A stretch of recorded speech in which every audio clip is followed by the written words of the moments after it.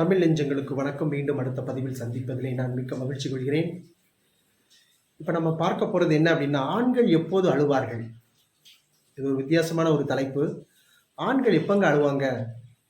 ஆண்கள் பொதுவாக பொது இடங்களில் அழமாட்டார்கள். அழும்போது தனியாகத்தான் அழுவாங்க.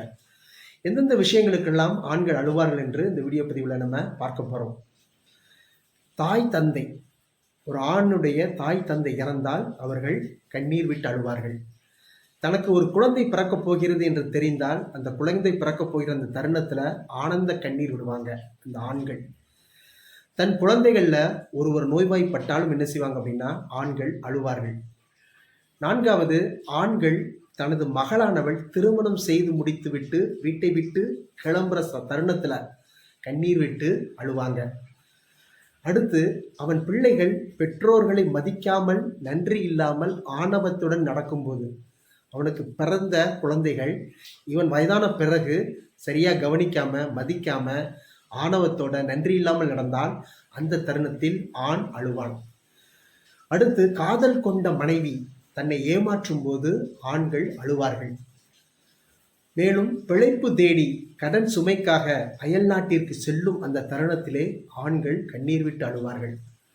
அடுத்து, தன் குழந்தைக்கு உணவு உடை போன்றவை இந்த அடிப்படை விஷயங்களை நிறைவேற்ற முடியாத தகப்பனாக இருந்தால் அப்படிப்பட்ட ஆண்கள் அழுவார்கள்.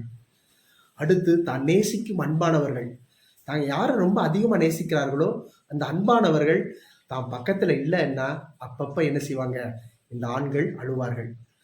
இந்த மாதிரியான விஷயங்களை மட்டும்தாங்க இந்த ஆண்கள் இந்த உலகத்தில் அழுறாங்க.